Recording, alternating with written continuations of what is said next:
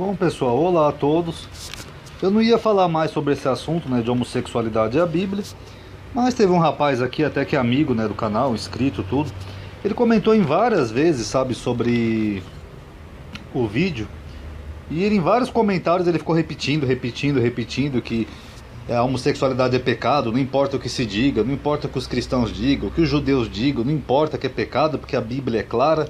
Ele até se intrometeu numa outra resposta que eu estava dando para outro rapaz conversando, falou que eu me equivoquei e disse que judeus e cristãos que acham que a homossexualidade não é proibida pela Bíblia vão ter que rebolar para discordar que a Bíblia é clara ao proibir a homossexualidade. Eu não vou mostrar o comentário dele para não expor o rapaz, porque eu gosto de analisar só argumentos, ok? Então tá bom, já que judeus e cristãos vão ter que rebolar, então vamos rebolar e vamos analisar então essa questão. É bom que fica até mais um complemento, né, sobre o que eu não falei nos outros vídeos sobre homossexualidade e a Bíblia.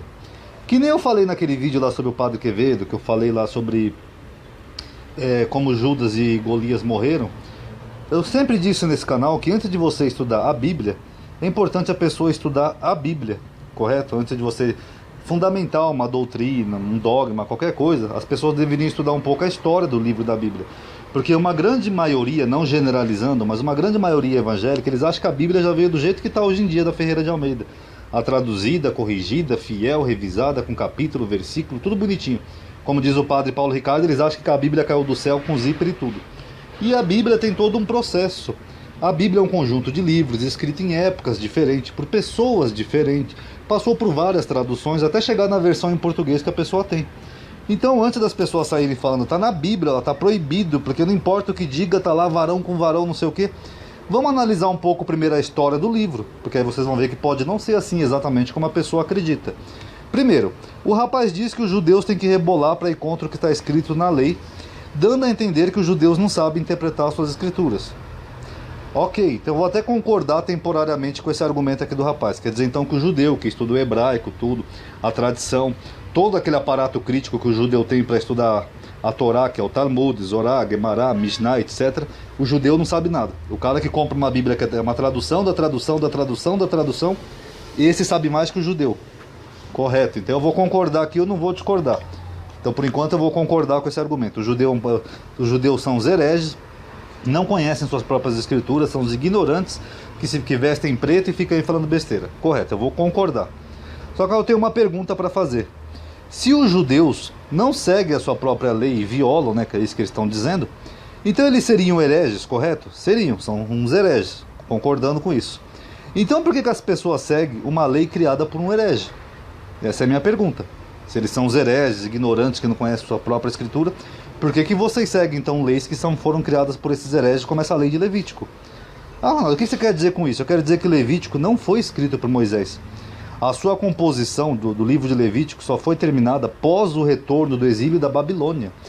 O livro de Levítico provavelmente ele foi escrito durante o exílio. No período de Moisés tinha Gênesis, Êxodo, Deuteronômio, e depois de Moisés veio o livro de Números, e de outra tradição, o livro de Levítico do período pós-exílio, ainda que algumas partes sejam anteriores. E para ninguém dizer que eu não mencionei isso lá naquele outro vídeo, ó, esse aqui é o esboço que eu fiz lá sobre a homossexualidade e a Bíblia. Tá no vídeo aí chamado parte 2 de 4. Ó o que eu coloquei aqui, ó, no mesmo esboço, quem quiser pode ver lá o vídeo, ó. Provavelmente esses versículos aqui de Levítico são de uma tradição deuteronomista, ou seja, uma tradição posterior a Moisés. Inclusive aqui pode ter até um equívoco, né, que alguns acham que é da tradição sacerdotal, mas tudo bem. Ou seja, de uma tradição posterior a Moisés. Não foi Moisés que escreveu isso daqui.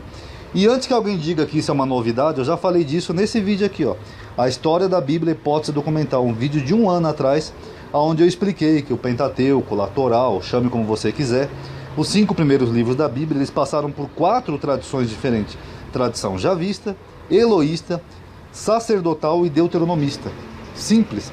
Então, esses versículos aqui de Deuteronômio, eles não são de Moisés.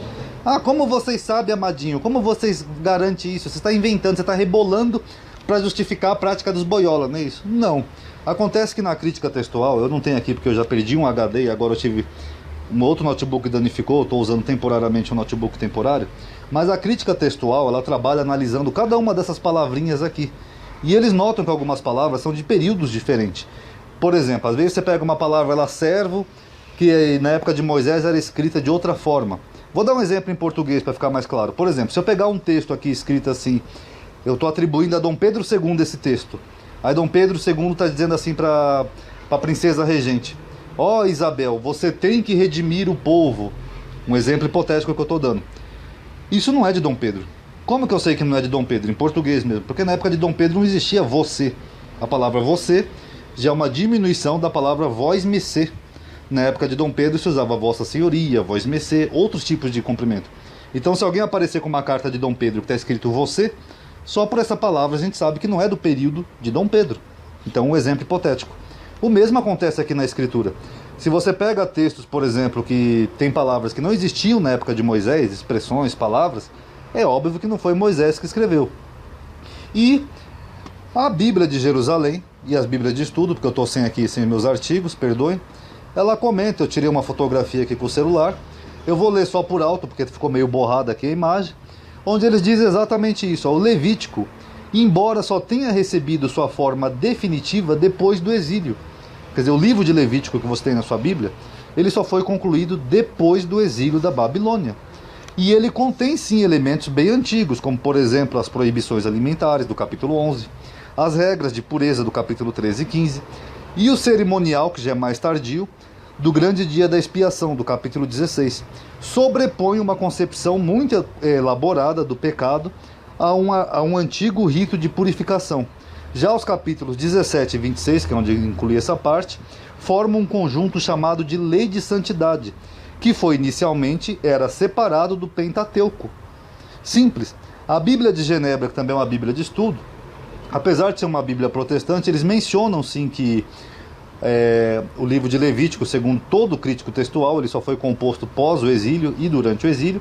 Eles discordam, falam que não, porque não pode, porque algumas leis são mais antigas, não sei o que, mas mesmo eles admitem que esse livro de Levítico não é de Moisés, ele é posterior a Moisés. E o comentário do judeu lá que eu falei para você, que comentou lá no meu vídeo, um judeu que não entende nada da Torá, né, segundo esse rapaz aqui, até ele mencionou isso aqui no comentário dele, ó. Eu dei um destaque aqui em vermelho, ó. Lembrando que Levíticos não foi composto por Moisés e não alcançou sua forma definitiva até o ano de 539 da Era Comum.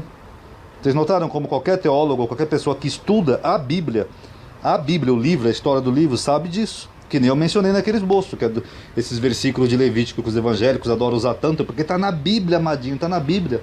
Está na Bíblia. Mas por que está na Bíblia? Foi Deus que deu isso? Foi Deus que falou para Moisés: varão com varão não se deitará, abominação é? Não. Levítico não foi composto por Moisés, correto? E esse livro de santidade, essas leis de santidade, elas foram criadas, sem querer estender muito o vídeo aqui, no exílio, porque os judeus foram para a Babilônia, pessoal, porque eles pecaram, violaram a lei. Tem um período lá no livro de Reis que eles até perderam a Torá, para vocês terem uma ideia. Aí eles acharam necessário criar mais leis de santidade para o povo voltar a seguir a lei com mais rigor, com uma rigorosidade a mais da lei. Esse é um período sacerdotal, já é um período posterior. Aí eles criaram leis que envolvem práticas sexuais e leis de regras alimentares, perdão.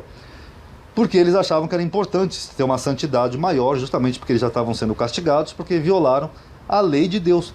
Então eles criaram essas leis, mas essas leis não são de Moisés, não foi Deus que ditou para Moisés. Foi justamente o povo que ele dá a entender que não entende nada da Torá, o povo judeu. Ué, então se o judeu não entende nada da lei, por que você está seguindo uma lei que foi criada por um povo que não foi Deus que deu? Não foi o próprio Jesus aqui, segundo o Novo Testamento, que deu várias broncas nos fariseus, porque eles seguiam mais a lei dos homens do que o mandamento de Deus? Ok, ó, bem invalidais o mandamento de Deus para seguirdes a vossa tradição. Ok, em vão, porém, me honram, ensinando doutrina que são mandamentos de homens. Amadinha, é do Talmud que ele está falando aí, amadinha. Não é da lei de Moisés, é do Talmud que Jesus está falando, não. Na época de Jesus o Talmud estava recém sendo compilado, acho que é um século antes de Cristo, alguns séculos, perdão, na Babilônia, não tinha todo o Talmud na época de Cristo. Então, Jesus está falando exatamente disso, que tinha leis já na Torá que não eram de Moisés. Aí no argumento aqui do judeu, quem quiser pausa o vídeo ou ver lá no primeiro vídeo que eu deixei fixado, ele até menciona que o Talmud proíbe certas práticas sexuais, como mulheres com mulheres, aqui ó, mulheres se esfregando genitais uma na outra, etc e tal.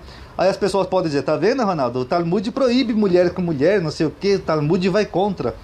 Correto, mas não é vocês mesmos que falam que o Talmud é só blá blá blá de judeus?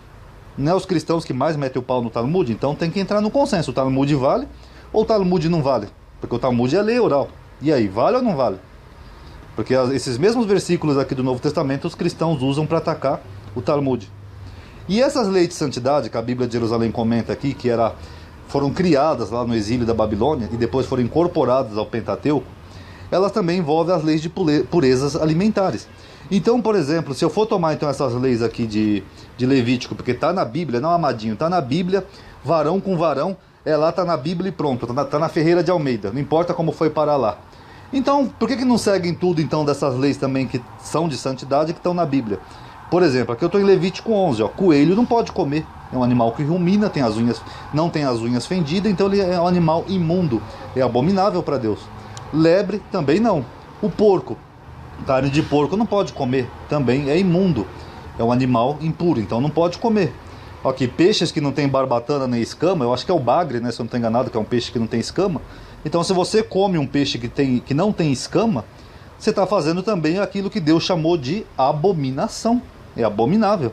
E aí, como é que fica?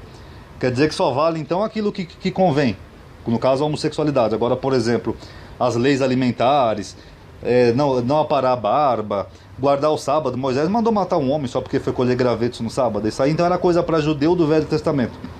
É coincidência, né, que Deus hoje em dia ele mudou segundo os cristãos e ele abomina exatamente o que o cristão abomina, né? Muita coincidência, digo. Os cristãos têm sorte de nascer na religião correta. Continuando aqui, Levítico, que nem eu falei naquele vídeo lá, ele é para o gentil? Foi o mesmo que eu perguntei pro rapaz. Então se Levítico é para o gentil, por que a maioria dos gentios não segue nem a metade da lei dos livros? O Levítico, inclusive, era para o sacerdócio levita, né? Ele tem até uma especificação a mais, né? Nem todo judeu era obrigado a seguir tudo do Levítico, mas se eles querem impor para todo mundo o Levítico, então por que não seguem tudo? É uma pergunta honesta que eu faço. Agora, se isso aqui que foi criado lá pela tradição posterior a Moisés e colocaram lá em Levítico e foi parar na Torá, é para a gente tomar então ao pé da letra? Correto. Por que Deus, então, em algumas passagens da Bíblia, ele foi tolerante e até abençoou pagãos que violavam essas leis de Levítico e de Deuteronômio, toda a lei da Torá? Por exemplo, Ciro. Ciro eu já citei outras vezes como exemplo, vou deixar aqui só por citação. Era um rei pagão, idólatra, tinha os seus deuses pagãos, e mesmo assim ele é chamado de ungido, de Machia, e foi um personagem muito querido pelo próprio Deus. E Alexandre o Grande, eu já mencionei isso aqui também em outro vídeo, não vou ler tudo para não ficar muito grande. Alexandre o Grande era homossexual, sim, ele tinha um parceiro que era o namorado dele, um parceiro sexual. E mesmo assim tem uma história muito bonita aqui de Alexandre o Grande, na Israel, com o povo judeu, que Deus mandou um aviso para Alexandre o Grande, onde ele sonhou com o Rabino Mor de Jerusalém da época. Quem quiser pausar o vídeo e ler, deixa eu até deixar aqui mais centralizado, ó, vocês podem ler. Tanto que os sábios, os mesmos sábios lá do Talmud, que vão usar para dizer que proibiram a homossexualidade, os sábios decretaram que o primeiro recém-nascido judeu daquela época receberia o nome de Alexandre, que até hoje permanece sendo um nome judaico. A data do encontro, aqui ó, 25 de Tevet, foi declarado um feriado de menor importância, etc e tal. Por que Deus mandou um aviso para Alexandre o Grande? Ué, Deus não sabia que Alexandre o Grande era homossexual? Ou então esse Deus é um Deus confuso, né? Que ele proíbe as coisas, mas quando é o gentil, ele simplesmente faz vista grossa? Ou será que aquilo que eu já falei 500 vezes, que a lei e a Torá é para o judeu? Então, fica aí para reflexão.